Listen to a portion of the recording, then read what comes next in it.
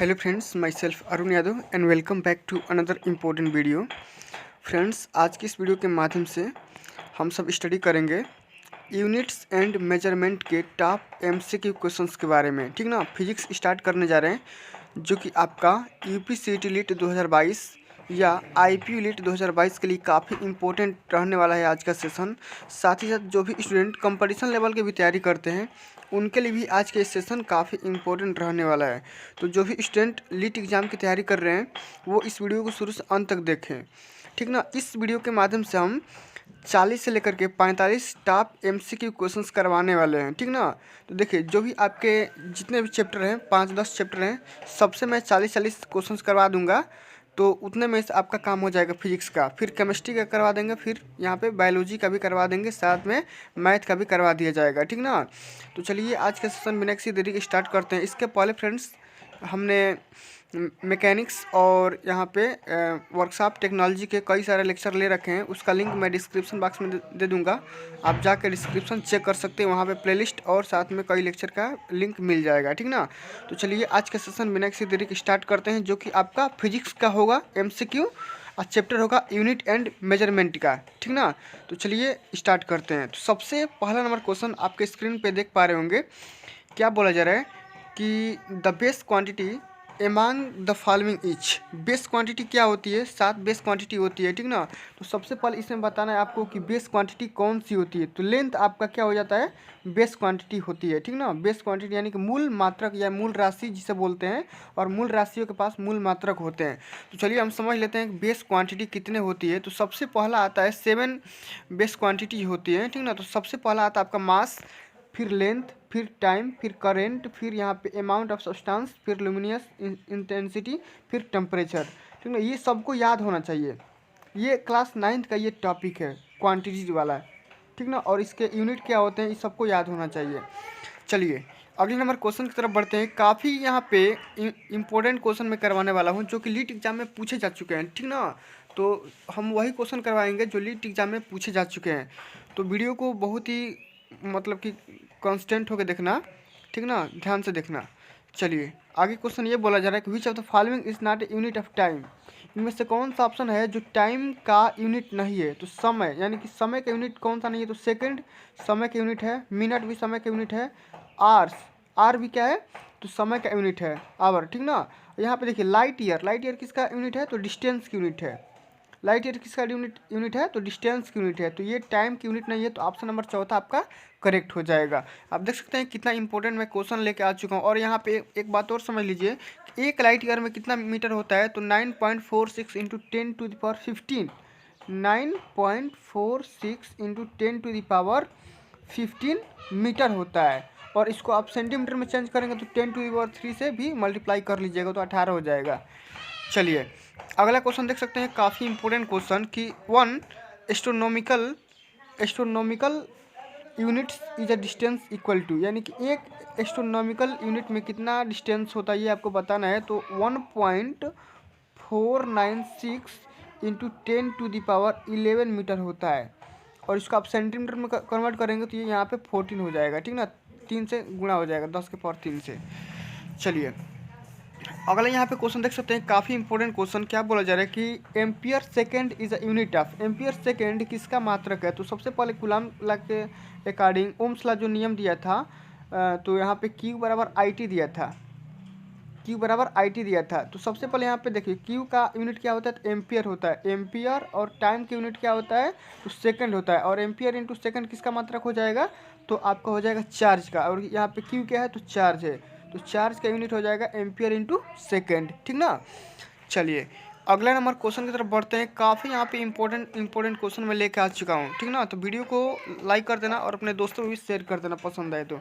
चलिए देखिए ये जो क्वेश्चन है प्रीसाइज से क्वेश्चन, बहुत सारे प्रीसाइज जो रीडिंग आता है ना, एक्यूरेट मान बताने के लिए, एक्यूरेट वैल्यू बताने के लिए, इससे मैं बहुत सारे क्वेश्चन करवाऊंगा, क्योंकि बहुत सारे क्वेश्चंस इसी से पूछे जाते हैं पेपर में। ठीक ना, लीट के पेपर में कई बार ये क्वेश्चन रिपीटेड किए गए हैं।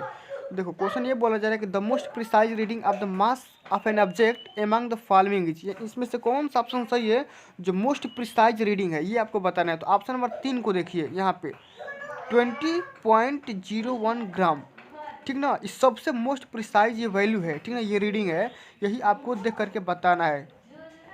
चलिए अब इस पे मैं कई सारे क्वेश्चन करवा दूंगा, अभी समझ जाएंगे कैसे कैसे हो रहा है, ठीक ना। चलिए यहाँ भी देखिए सेम वही क्वेश्चन है कि मोस्ट एक्यूरेट या मोस्ट प्रिसाइज रीडिंग आपको बताना है। लेंथ इसका यहाँ पे दे रखा है 6.28 सेंटीमीटर। लॉन्ग फाइबर की जो लेंथ है 6.28 सेंटीमीटर है, और इसी लेंथ को क्या करना है कि मोस्ट एक्यूरेट रीडिंग बताना है कि क्या हो जाएगा। तो देखो सबसे पहले आइए समझते हैं 6.28, और यहाँ पे देखिए लास्ट वाला नंबर 5 से बड़ा है, तो ये वाला नंबर इसमें से 2 में प्लस 1 हो जाएगा, तो 6.3 हो जाएगा, ठीक ना। 6.3 हो जाएगा, और 6.3 को आप लिख सकते हैं, ये देखिए ये भी क्या है, तो 6.3 को 2 से बड़ा है, तो इसको आप लिख सकते हैं 6.5 लिख सकते हैं, ठीक ना। तो 6.5 वाला इसके मोस्ट एक्यूरेट हो जाएगा, ठीक ना। चलिए अगले नंबर क्वेश्चन की तरफ बढ़ते हैं। काफ़ी इंपॉर्टेंट क्वेश्चन है, और यहाँ पे देख सकते हैं फोर्स का यूनिट बताना है कि इनमें से कौन सा ऑप्शन फोर्स की यूनिट है। विच of the following is a unit of force. Force का यूनिट क्या होता है, तो फोर्स बराबर एम ए होता है, फोर्स बराबर एम इंटू ए, और यहाँ पे फोर्स बराबर यहाँ पे किलोग्राम मीटर पर सेकंड स्क्वायर, और उसी को हम न्यूटन से डिनोट करते हैं, ठीक ना। तो यहाँ पे न्यूटन वाला ऑप्शन सही हो जाएगा, ये वाला ऑप्शन। चलिए अगले नंबर क्वेश्चन की तरफ बढ़ते हैं। काफ़ी इंपॉर्टेंट क्वेश्चन है, यहाँ पे देख सकते हैं क्या बोला जा रहा है कि the number of significant figure in the pure number 410 etch 2 3 1 infinite. देखो प्योर नंबर बताना है कि 410 में कितने आप प्योर नंबर बना सकते हैं, तो यहाँ पे इन्फानाइट आप नंबर बना सकते हैं, ठीक ना, इन्फानाइट नंबर। चलिए अगले नंबर क्वेश्चन देख सकते हैं यहाँ पे एरर से क्वेश्चन बहुत बार देखने को मिल जाएंगे आपको लीड के पेपर में, ठीक ना। तो देखिए क्या बोला जा रहा है कि thickness of pencil measured by using A screw gauge, जिसका लिस्ट काउंट है 0.001 centimetre, comes out of the 0.802 centimetre. The percentage error in the measurement is. तो देखो परसेंटेज एरर जो भी आपका निकालना है, ये आप निकाल के देख सकते हैं। इसका थोड़ा सा लॉन्ग प्रोसेस है, मैं यहाँ पे अभी कर नहीं सकता हूँ, इसके लिए पेन कापी चाहिए, तो इसका मैं अभी आंसर बता दे रहा हूँ, ठीक ना। आप इसको करिएगा, और नहीं समझ में आएगा तो फिर से कमेंट कर दीजिएगा, मैं इस पर वीडियो एक डाल दूंगा शॉर्ट में, ठीक ना। तो यहाँ पे 0.025% हो जाएगा। चलिए ये देखिए ये वाला क्वेश्चन बहुत ही आसान क्वेश्चन है, और ये पेपर में पूछा गया है, ठीक ना, कि the relative errors in the measurement of the side of A cube is 0.027। The relative error in the measurement of its volume is. देखो यहाँ पे एक क्यूब दिया गया है, ठीक ना। क्यूब कैसा होता है, तो ऐसा टाइप का ये क्यूब हम बना लेते हैं, ठीक ना। और इस क्यूब का यहाँ पे साइड दिया गया है 0.02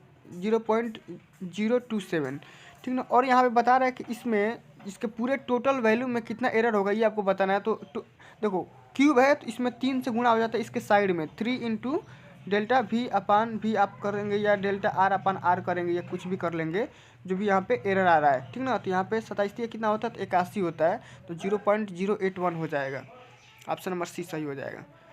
चलिए अगले नंबर क्वेश्चन की तरफ बढ़ते हैं कि zero error in an instrument इंट्रोड्यूसेज, कि जीरो एरर किस में होता है, तो जितने भी टाइप के यहाँ पे सिस्टमेटिक एरर होते हैं उसको हम जीरो एरर के नाम से जानते हैं, सिस्टमेटिक एरर, ठीक ना। सिस्टमेटिक एरर को हम जीरो एरर के नाम से भी जानते हैं, तो ऑप्शन नंबर 1 सही हो जाएगा। और इस क्वेश्चन को करिए, बहुत ही इंपॉर्टेंट क्वेश्चन है कि a packet contains silver powder of mass 20.23 gram plus minus 0.01 gram, sum of the powder of the mass 5.75 gram plus minus 0.01 gram is taken out from it, the mass of the powder left back is। सबसे पहले question को समझिए, एक कोई भी एक मतलब कि एक पैकेट का कंटेनर है, ठीक ना। एक पैकेट कंटेनर है जो कि सिल्वर पाउडर को यहाँ पे कंटेंट किया गया, और उसका मास यहाँ पे दे रखा है इस पूरे का इतना, और इस पूरे में से आप इतना अगर निकाल लेंगे तो पूछ रहा है कि उसमें से कितना बचेगा। तो सबसे पहले इसमें से इतना को माइनस कर देंगे, तो ये आपका करेक्ट आंसर आ जाएगा, ठीक ना। तो आइए इसको निकाल के बताते हैं कैसे होगा।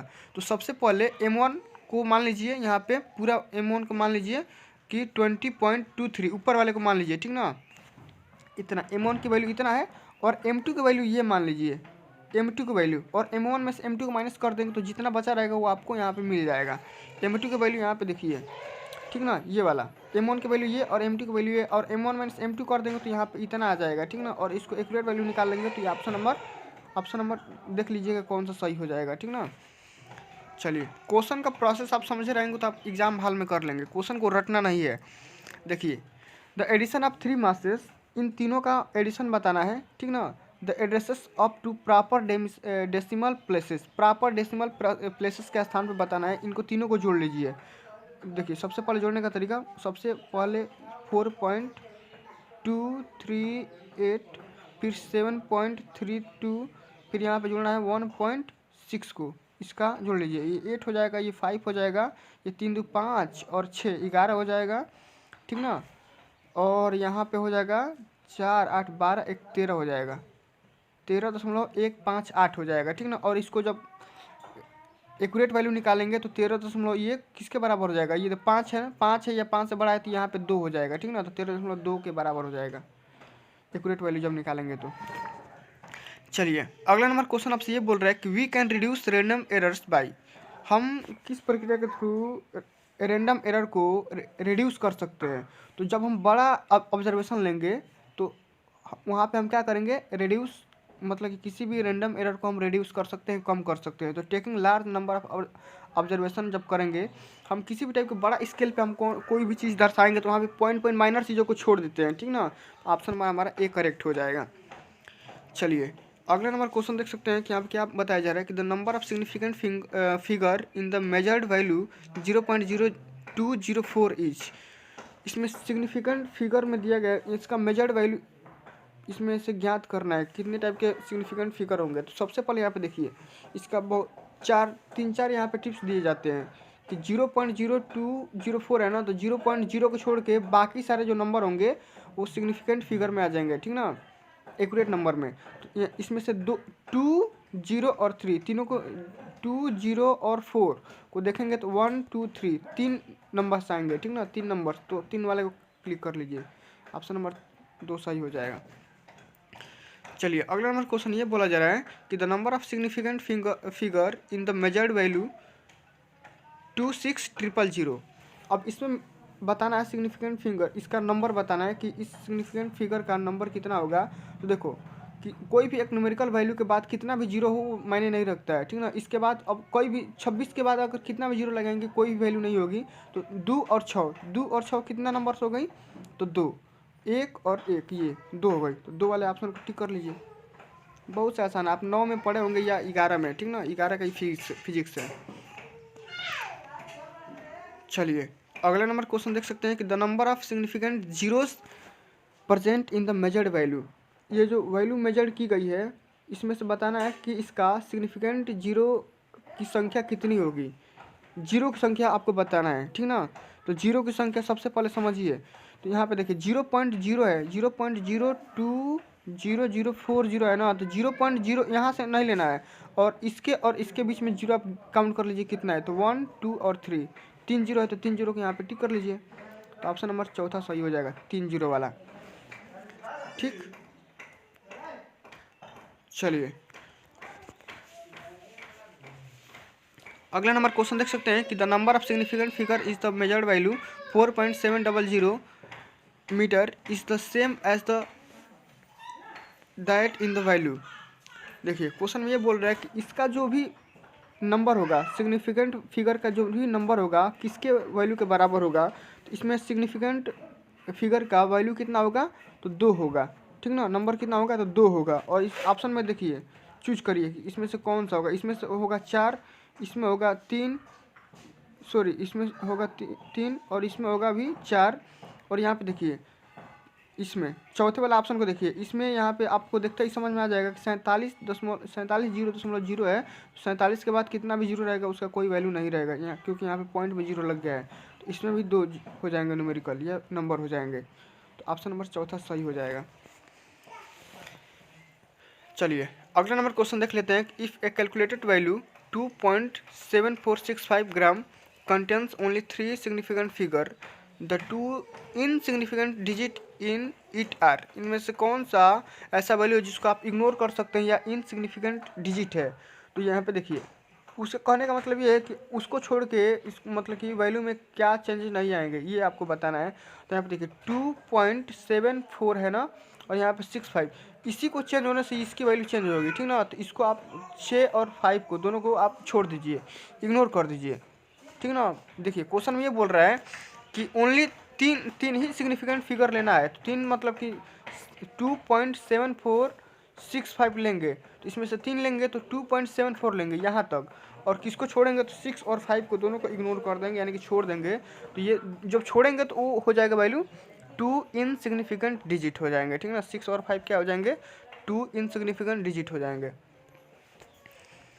चलिए अगला क्वेश्चन देख सकते हैं कि round of the value 2.845 the 3 significant figure. अब तीन इसमें पूछ रहा है, तो 2.84 हो जाएगा। सबसे पहले समझिए 2.84 हो जाएगा, 5 को यहाँ पे इग्नोर कर देंगे, ठीक ना। 5 को यहाँ पे इग्नोर कर देंगे तो 2.84 हो जाएगा। समझ पा रहे हैं बातों को।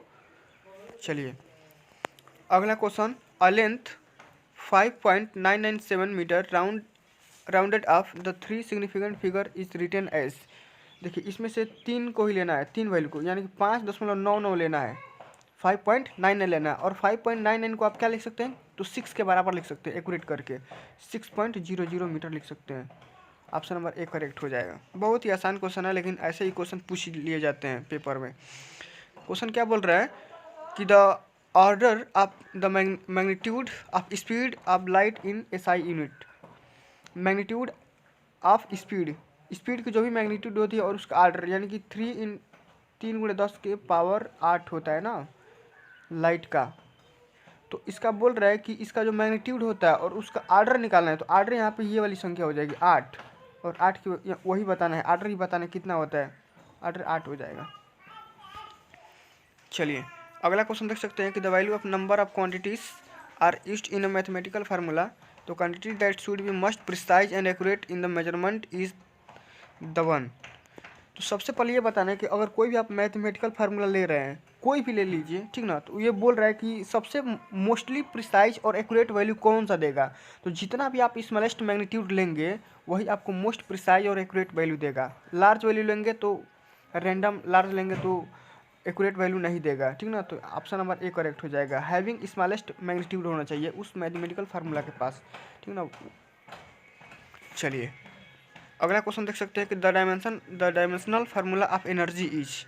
एनर्जी का बीमी सूत्र बताना है क्या होता है। तो सबसे पहले एनर्जी का आप कैसे भी निकाल सकते हैं, ठीक ना। एनर्जी बराबर क्या होता है, W बराबर F × D होता है, वैसे भी आप निकाल सकते हैं। तो यहाँ पे ml2 टी के पावर -2 होता है। क्या होता है, ml2 टी के पावर -2, और इसको ऐसे ब्रैकेट में घेर देते हैं। ऑप्शन नंबर 2 करेक्ट हो जाएगा। चलिए अगला क्वेश्चन देख सकते हैं, क्या बोला जा रहा है कि the pair of the quantities having some same dimension each. किसके पास सेम डायमेंशन होता है, ये आपको क्वेश्चन में पूछा गया और बताना है। वेवलेंथ एंड फोकल लेंथ को देखिए, वेवलेंथ और फोकल लेंथ को डायरेक्ट देखिए, दोनों का डायमेंशन क्या होता है, तो डी के बराबर होता है, ठीक है, यानी कि एम होता है। दोनों का डायमेंशन क्या होता है, एम होता है, ठीक ना।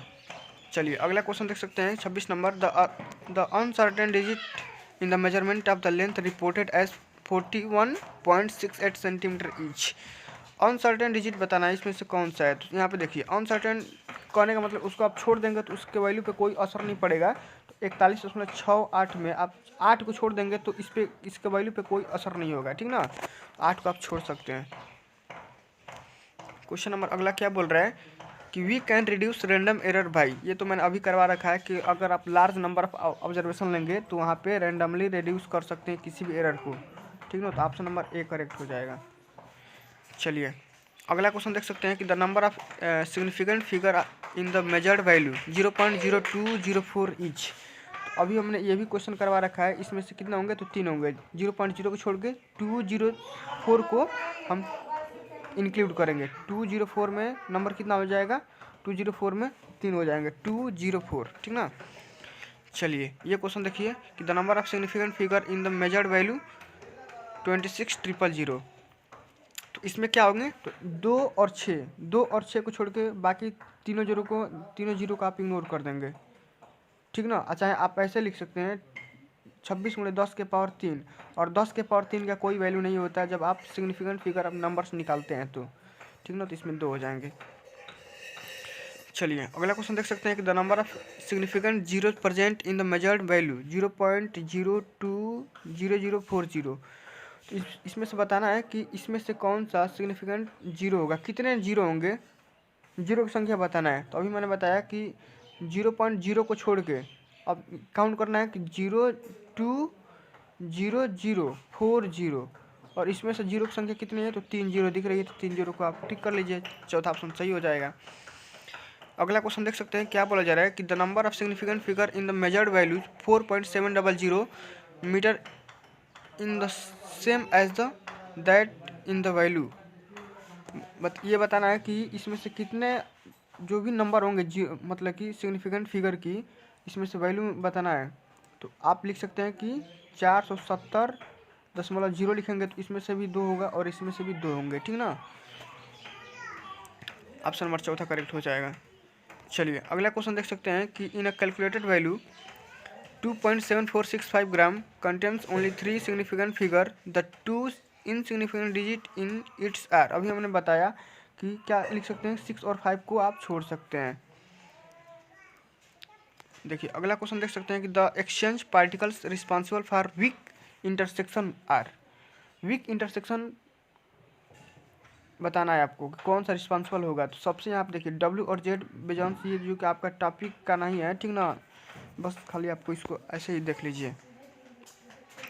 हाँ ये क्वेश्चन बहुत ही इंपॉर्टेंट क्वेश्चन है। यहाँ पे देख सकते हैं कि मैक्सवेल यूनिफाइड, मैक्सवेल किसको यूनिफाइड किया था ये आपको बताना है, ठीक ना। तो ऑप्टिक्स के मामला में मैक्सवेल अपना कथन दिए थे और इलेक्ट्रोमैग्नेटिज्म के साथ में दिए थे, ठीक ना, इलेक्ट्रोमैग्नेटिज्म के बारे में दिए थे ऑप्टिक्स के साथ। ऑप्शन नंबर सी सही हो जाएगा। अगला क्वेश्चन देख सकते हैं कि विच of the following is not a derived force. कौन सा इसमें से ऑप्शन जो है जो कि डिराइव्ड फोर्स के बराबर नहीं है, ये आपको बताना है। तो टेंशन इन द स्ट्रिंग, ये तो डेरिवेटिव करके ही आप निकाल सकते हैं, ठीक ना। वंडरवाल फोर्स, ये भी डेरिवेटिव ही है। Nuclear force between proton and proton और प्रोटॉन के बीच में जो भी न्यूक्लियर फोर्स काम करता है वो भी अब डिराइव्ड फोर्स ही है। लेकिन हम बात करेंगे अगर इलेक्ट्रोस्टैटिक फोर्स की, तो वो डिराइव्ड फोर्स नहीं है। क्यों नहीं है वो, क्योंकि वो एक खुद में एक फंडामेंटल फोर्स एक्ट करते हैं जब भी आप इलेक्ट्रोस्टैटिक फोर्स की बात करेंगे तो, ठीक ना, जो कि प्रोटॉन और प्रोटॉन के बीच में लगते हैं। ऑप्शन नंबर चौथा करेक्ट हो जाएगा। चलिए अगला क्वेश्चन देख सकते हैं कि which one of the following does not experience strong nuclear force. इसमें से कौन सा ऑप्शन है जो कि स्ट्रांग न्यूक्लियर फोर्स एक्सपीरियंस नहीं करता, ये आपको बताना है। तो सबसे पहला ऑप्शन को देखिए, लेप्टॉन्स, लेप्टॉन्स इसका करेक्ट आंसर हो जाएगा, जो कि स्ट्रांग न्यूक्लियर फोर्स एक्सपीरियंस नहीं करते हैं। अगला क्वेश्चन आप देख सकते हैं कि which pair don't have equal dimension. कौन सा पेयर है जिसके पास इक्वल डायमेंशन नहीं होता है, ये आपको एनर्जी और टार्क, एनर्जी और टार्क को देखेंगे सही है। फोर्स और इम्पल्स, इम्पल्स के थ्रू आप क्या करते हैं, फोर्स की परिभाषा निकालते हैं, तो यही ऑप्शन सही है, ठीक ना। बाकी सब यहाँ पे देख सकते हैं। एंगुलर मोमेंट और प्लांक कांस्टेंट की यूनिट भी सेम होती है। इलास्टिक मॉडुलस और प्रेशर की यूनिट भी सेम होती है। ऑप्शन नंबर 2, फोर्स और इम्पल्स की यूनिट सेम नहीं होती है, और जिसकी यूनिट सेम नहीं होती उसकी डायमेंशन भी सेम नहीं होंगे, ठीक ना। और यहाँ पे देखिए अगला क्वेश्चन बोल रहा है कि अभी हमने बताया कि प्लांक्स और एंगुलर मोमेंटम एक दूसरे के बराबर होते हैं, ठीक ना। तो यही क्वेश्चन बोल रहा है कि the dimension of Planck's constant equals to that of energy momentum angular momentum power. तो एंगुलर मोमेंटम और प्लांक कांस्टेंट की डायमेंशन दोनों आपस में बराबर होती है। अगला क्वेश्चन आप देख सकते हैं कि the unit of length, velocity and force are doubled, which of the following is the correct change in the other units. अगर आप किसी भी लंबाई, वेलोसिटी और फोर्स को डबल करेंगे तो इसमें से कौन सी चेंजेस जो होगी करेक्ट हो जाएगी, ये आपको बताना है। तो सबसे पहले लंबाई, वेलोसिटी और फोर्स में डबल करेंगे तो उसकी जो भी मोमेंटम होगी, मोमेंटम वो डबल हो जाएगी, ठीक ना, वो क्या हो जाएगी, डबल हो जाएगी। ऑप्शन नंबर सी करेक्ट हो जाएगा। चलिए ये लास्ट क्वेश्चन देख सकते हैं, क्या बोला जा रहा है कि even if a physical quantity depends upon 3 quantity but out of which 2 are dimensionally same, then the formula can not be derived by the method of dimension this constant is. तो ये बोला जा रहा है कि अगर किसी भी आप फिजिकल क्वांटिटी में अगर वो 3 चीज़ों पे डिपेंड करती है, ठीक ना। तो ये बताया जा रहा है कि कब सेम होगा चाहे कब सेम नहीं होगा, तो ये सही है कि नहीं है। तो ये क्या होना चाहिए कि एकदम ही सही है और मस्ट भी ट्रू होना चाहिए, ठीक ना, मस्ट भी ट्रू होना चाहिए, इसी चीज़ पे डिपेंड होना चाहिए। तो फ्रेंड्स आज के लिए बस इतना, मिलते हैं अगली वीडियो में। अगर ये वीडियो आपको अच्छा लगा होगा, हेल्पफुल लगा होगा, तो प्लीज़ इस वीडियो पर लाइक कमेंट और अपने दोस्तों में शेयर कर देना। और चैनल पे पहली बार विजिट किए हैं तो चैनल को सब्सक्राइब करके साथ में सारा बेल आइकन प्रेस कर लेना, ताकि ऐसे ही इंपॉर्टेंट वीडियोज़ का नोटिफिकेशन हमेशा आप तक मिलता रहे। अगली वीडियो में हम जो भी हमारा फिजिक्स का नया चैप्टर होगा उससे हम MCQ लेकर के आएंगे। तब तक के लिए जय जय भारत, वंदे मातरम।